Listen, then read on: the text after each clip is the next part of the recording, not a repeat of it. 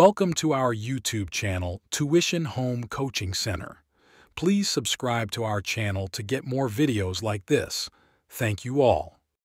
আসসালামু আলাইকুম প্রিয় শিক্ষার্থীরা, তোমরা সকলে কেমন আছো? আশা করছি সকলেই খুব ভালো আছো। আজ আমরা দেখব সপ্তম শ্রেণীর জীবন ও জীবিকা বিষয়ের পৃষ্ঠা 67 ও 68 এর সমাধান।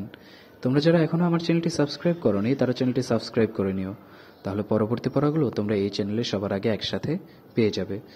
আর পূর্ববর্তী পৃষ্ঠাগুলোর সমাধান প্রয়োজন হলে চ্যানেলের প্লেলিস্টে সেই পড়াগুলো দেওয়া আছে, প্রতিটি পৃষ্ঠার সমাধান দেওয়া আছে খুব সহজভাবে, তোমরা সেখান থেকে তা দেখে নিতে পারো। তাহলে চলো শুরু করা যাক আমাদের আজকের পড়া। আমাদের আজকের পড়া শুরুতে দেখো রয়েছে আর্থিক লেনদেনে নৈতিকতা। রাজু লেখাপড়ার পাশাপাশি তার বাবার সঙ্গে নিজেদের চায়ের দোকানে কাজ করে। আজ সকালেও সে নিত্যদিনের মতো তার বাবার সঙ্গে চায়ের দোকানে ব্যস্ত হয়ে পড়েছে। এই ভিড়ের মধ্যেই কনডেন্স মিল্ক নিয়ে সরবরাহকারীও এসেছে, কিন্তু তাদের সঙ্গে কনডেন্স মিল্কের দাম নিয়ে একটি সমস্যা তৈরি হয়েছে। আগে যে দামে কেনা হতো আজকের দাম তার চেয়ে বেশি চাওয়া হচ্ছে। এ নিয়ে তার বাবা ও বিক্রেতার মধ্যে তর্ক চলছে। এক পর্যায়ে কনডেন্স মিল্ক বিক্রেতা জয়নাল বলল, আপনি চাইলে আমি আপনাকে এর অর্ধেক দামে কনডেন্স মিল্ক দিতে পারি, নিলে কন দেয়া যায়। রাজুর বাবা নিষেধ করে দিলেন। বিকালে স্কুল থেকে ফিরে রাজু আবার দোকানে আসে সকালে কম দামে দুধ না কেনার কারণ জিজ্ঞেস করে বাবাকে। বাবা বললেন, জয়নাল যে কনডেন্স মিল্ক অর্ধেক দামে দিতে চেয়েছিল সেগুলো মেয়াদ উত্তীর্ণ। এ ধরনের মেয়াদ উত্তীর্ণ দুধ দিয়ে চা বানানো ঠিক না। এর ফলে আমাদের চা বিক্রি করে লাভ বেশি হবে, কিন্তু তা হবে মানুষের সঙ্গে প্রতারণা করা। আমি তা করতে চাই না। এ ধরনের কাজ ভোক্তা অধিকার আইন অনুসারে শাস্তিযোগ্য অপরাধ।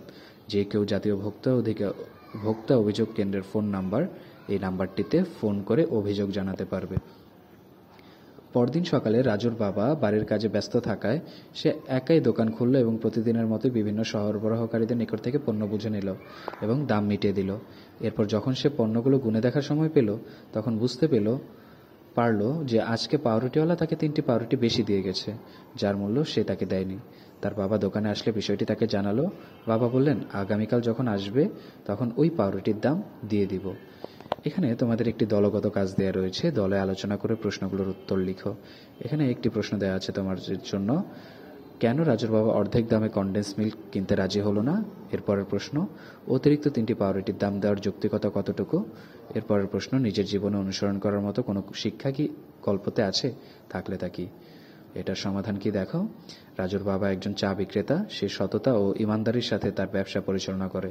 দুধ সরবরাহকারী যখন তাকে অর্ধেক দামে মেয়াদোত্তীর্ণ কনডেন্স মিল্ক দিতে চান, তখন তিনি না করে দেন। তিনি মনে করেন মেয়াদোত্তীর্ণ কনডেন্স মিল্ক দিয়ে চা বানালে বিক্রি করে লাভ বেশি হবে, কিন্তু এতে তার যারা ক্রেতা আছে তারা স্বাস্থ্য ঝুঁকিতে পড়বে এবং কাস্টমারের সঙ্গে প্রতারণা করা হবে।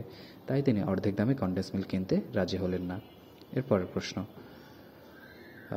অতিরিক্ত 3টি পাউরুটির দাম দেওয়া যুক্তিযুক্ত বলে আমি মনে করি, কেননা এতে করে রাজুর বাবার ব্যবসায় একটি সুনাম সরবরাহকৃত প্রতিষ্ঠানের মধ্যে ছড়িয়ে পড়বে। ফলে তাদের মধ্যে সবসময় একটি সৌহার্দ্যমূলক সম্পর্ক বজায় থাকবে। দুই পক্ষের মধ্যে আস্থা এবং বিশ্বাস গড়ে উঠবে, যা একটি ব্যবসা চালানোর জন্য অত্যন্ত জরুরি। তাই বলা যায় অতিরিক্ত 3টি পাউরুটির দাম দেওয়া যৌক্তিক। এর পরের প্রশ্নের উত্তর, নিজের জীবনে অনুসরণ করার মতো নৈতিকতা শিক্ষা গল্পে পরিলক্ষিত হয় বলে আমি মনে করি। একটা ব্যবসা চালানোর জন্য সৎ এবং নিষ্ঠাবান হওয়া খুবই জরুরি। তাহলে শিক্ষার্থীরা, আমাদের আজকের সমাধানটি এইটুকুই। পরবর্তী পৃষ্ঠার সমাধানগুলো পেতে চ্যানেলটি সাবস্ক্রাইব করে আমাদের সাথেই থাকো। ধন্যবাদ সকলকে।